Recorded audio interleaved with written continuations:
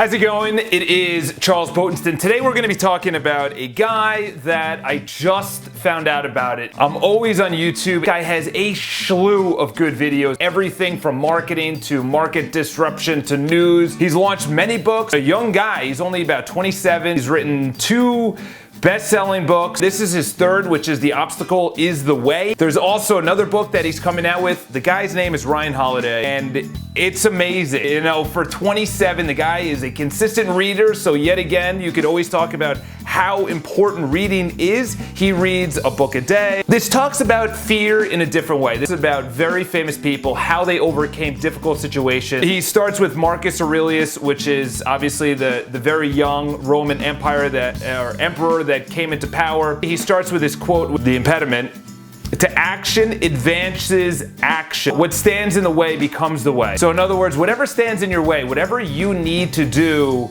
you need to do that. He really breaks it down into 3 parts. Perception, how you perceive an obstacle. What do you actually think of it? If you say life is challenging, if you say that life is difficult, then that's how life is going to show up. That's the lens you're going to see life through. That everything is a challenge, everything is an obstacle. But if you see it as life is an adventure, life is exciting, it's enthusiastic, then that's the lens you're going to see life through. Every trouble, every fear, everything that happens in your life is the perception in which you view it. The same event will happen, yet there's multiple stories based on every account of who witnessed it. Perfect example, anytime during a recession, people with wealth say, this is a great opportunity to advance my business, to buy up businesses inexpensively, to expand at an inexpensive price. It trims the fat of the industry. The people that cannot handle it will be trimmed away. And then other people will see it as, oh my God, I'm in a recession. Oh my God, this is terrible. The same thing happened, which is a recession. Some people will see it as an opportunity.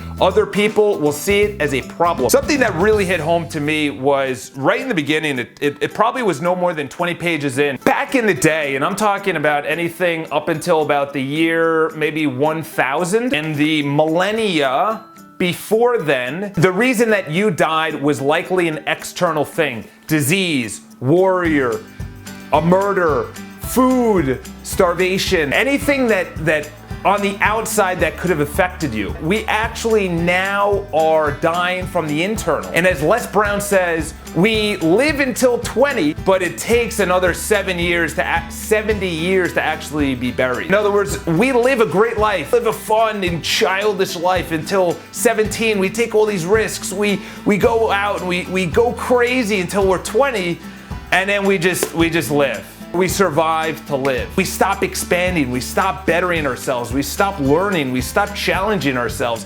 And this whole book is about saying whatever impedes your way is the action you need to take. Whatever's in your way is the way you need to take. First part is about perception, and he talks about recognizing your power, steady your nerves, control your emotions, which is extremely important. Something bad happens and then you just get really mad. And it's like, you have to control your emotions, because what is mad gonna do? Absolutely nothing. Practice objectivity. If you're subjectively involved in the situation, even if you are, like someone dies, your business collapses, you get fired, your stock goes down 50%, you have to objectively remove yourself emotionally and psychologically and say, what can I do right now? Part 2 is action. How do you take action? The discipline of taking action. I have a mantra every year, and this year it's consistency. Consistency in going to the gym, which is taking action. Consistency on calling on business, which is taking action. Consistency of waking up at this time, eating well. Seth Godin, who also talks about it, just ship it. Just ship it out. Just get it out. I'm reading a book right now in the book called Bold. And in Bold, they're talking about the founder of LinkedIn said, if you're not embarrassed by your first product, that means you shipped it too late. You launched your product too late. In other words, you need to just send it out. It will never be perfect. Part 3, which is will.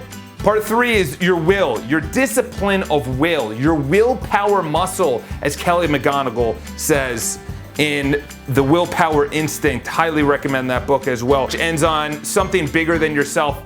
This he stole out of my language, out of my words. I was just at a business conference, and they said, think of it bigger than yourself. I own a business in New York City, and I always thought about it, which is selfish, to think of it as myself. You have to be thinking of it something bigger than yourself, something larger than yourself. If you go for yourself, you're gonna live and die by the sword. That if you fail, you're gonna feel it's your identity that failed. Instead, if you think of it something bigger for your children, your parents, or someone else, another group or culture, you're thinking of it for them. You're doing it for them. You're gonna wanna wake up early. You're gonna wanna make that extra phone call. You're gonna wanna try harder if it's for someone else. This is like Stephen Pressfield's The War of Art. Like Marcus Aurelius said, what stands in the way becomes the way. What about this book, or what about what I just said really hit you? Leave it in the comments below. I love to hear it, because this was a very powerful book. Subscribe to the YouTube channel. I love you guys. Thank you so much. I come out with videos anytime that I either read a book or I have some enlightening thought. Subscribe, and I will talk to you guys after you guys leave a comment. What? I'll talk to you guys soon. Welcome to my bedroom. First of all, we have to talk about how to actually wake up. Number one is you need blinders.